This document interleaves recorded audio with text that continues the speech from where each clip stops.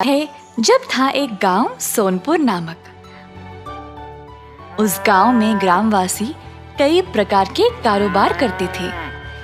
एक दिन रमेश नाम का आदमी उदासी से चल रहा था। कमल अपने स्कूटर पर जा रहा था जब उसने रमेश को देखा और गाड़ी रोक दिया। ए रमेश, रुको भाई। अरे कुणाल, तुम इतने दुखी क्यों हो और कहाँ जा रहे हो? मेरे फूलों का कारोबार कुछ ठीक नहीं चल रहा है। मैंने इस काम में बहुत पैसे लगाए और मुझे कोई मुनाफा नहीं मिल रहा है। अरे भाई, मुझे भी तुमसे इसी बारे में बात करनी थी और देखो, रास्ते में तुम खुद मिल गए। मेरे दिमाग में एक विचार है और मुझे लगता है कि यह काम आएगी। क्यों ना तुम शहर जाकर यही काम करो, बस थोड़ा सा ज्यादा दाम में वहां पर बेचना। अगर कम से कम 6 महीने तक तुम ऐसा करोगे तो तुम्हें अच्छा मुनाफा मिल जाएगा। आजमा कर देख लो, तुम्हें खुद पता चल जाएगा। रमेश ने कुणाल की सलाह पर सोचा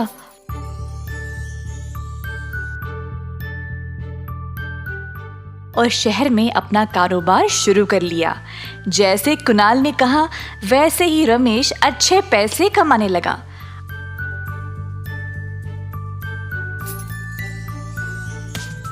अब वह चाहता था कि वह ये बात अपने दोस्तों को भी बोले। उसने अपने सारे दोस्तों को सलाह दी कि वह अपना अपना कारोबार शहर में शुरू कर ले। इसी तरह सोनपुर के लोग अपने अपने कारोबार अब शहर में भी शुरू करने लगे। ये ही नहीं, शहर के तौर तरीके भी अपने कामों में लाने लगे। अपना काम होने के बाद सारे लोग वापस गांव आ जाया करते थे। एक दिन गांव वापस आते समय, भाइयों, जिस तरीके से हम लोग कपड़े पहन रहे हैं ना, मुझे अच्छा नहीं लग रहा। हाँ भाई, शहर के लोग हम गांव वालों से कुछ अलग ही तैयार होते हैं। मुझे लगता है कि हमको भी उनकी तरह तैयार होना पड़ेगा। सही है, पर क्या हमारे गांव में ऐसा कोई दर्जी है जो उस तरीके के कपड़े सिएगा? अरे नहीं, यहाँ पर ऐसा कोई नहीं है। मुझे लगता है हमको शहर में ही कपड़े सिलवाने पड़ेंगे। अरे नहीं भाई, ऐसा करोगे तो हमारा ही खर्चा बढ़ जाएगा। हो, उधर देखो। सब लोगों ने रमेश की दिखाई हुई दिशा में देखा। वहां पर थी एक दर्जी की दुकान जिसमें काफी चमक धमक था और फिल्म हीरो की पोस्टरें चिपकी हुई थी। ये देखकर सारे लोग उत्साहित हो गए। दुकान के अंदर गए तो उन्होंने देखा कि वहां पर शहर वाले कपड़े थे। ये देखकर सब खुश हो गए। उसी समय वहां पर एक आदमी आया। क्या मैं आपकी मदद कर सकता हूँ? आप लोग कौन हो? कुछ कपड़े सिलवाने हैं क्या? आप ही इस दुकान के मालिक हो? जी। हमने तो ये दुकान यहाँ पहले कभी नहीं देखा। नए हो क्या? जी साहब, मैं 2 दिन पहले ही ये दुकान लगाया यहाँ पर। तुम्हारे दुकान में तो आजकल के लेटेस्ट कपड़े हैं। तुम कौन से गांव से आए हो? मैं तो इसी गांव का हूँ, पर मैं शहर गया था सिलाई का काम सीखने। मैंने वहीं पे काम किया था और कमाया भी, और अब उसी कमाई से मैंने यहाँ हमारे गांव में ये छोटा सा दुकान खोला है। अरे वाह, बहुत खूब, हमें भी ऐसे ही कपड़े चाहिए। ऐसा कहकर सब लोगों ने अपना अपना माप दर्जी गणेश को दिया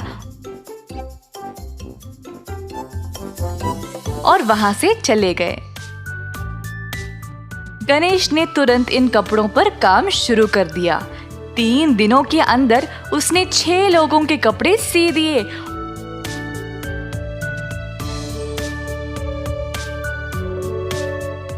और उनको दे भी दिया। इनके कपड़े अब गांव के बाकी लोगों को भी पसंद आ गए। तो अब बहुत सारे लोग गणेश के पास आने लगे कपड़े सिलवाने के लिए। इसी तरह गणेश के पास अब बहुत सारे ग्राहक आने लगे। ये सब देखकर सोनपुर के बाकी के दर्जी गणेश से ईर्ष्या करने लगे।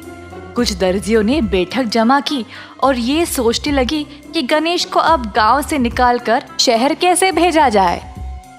क्यों ना हम पहले उससे जाकर बात करें, बोलेंगे कि वापस शहर चले जाओ। अगर वो नहीं मानेगा तो फिर हम कुछ और सोचेंगे। ऐसा सोचकर बाकी के दर्जी गए गणेश के पास। गणेश ने इनकी सारी बातें सुनी। आप सब लोगों ने मुझे बाहर निकालने के लिए इतना दिमाग लगाया, पर क्या आपने एक मिनट के लिए सोचा कि हर कोई मेरे पास ही और आप लोगों के पास क्यों नहीं आ रहा है? हमें इससे कोई लेना देना नहीं है। 15 दिन के अंदर अंदर तुम यहाँ से चले जाओ। तुम्हारी ये शहर की बकवास फैशन वहीं पे चलाना, यहाँ नहीं। अरे आप लोग भी क्यों ना ये नए कपड़े सीना सीख ले।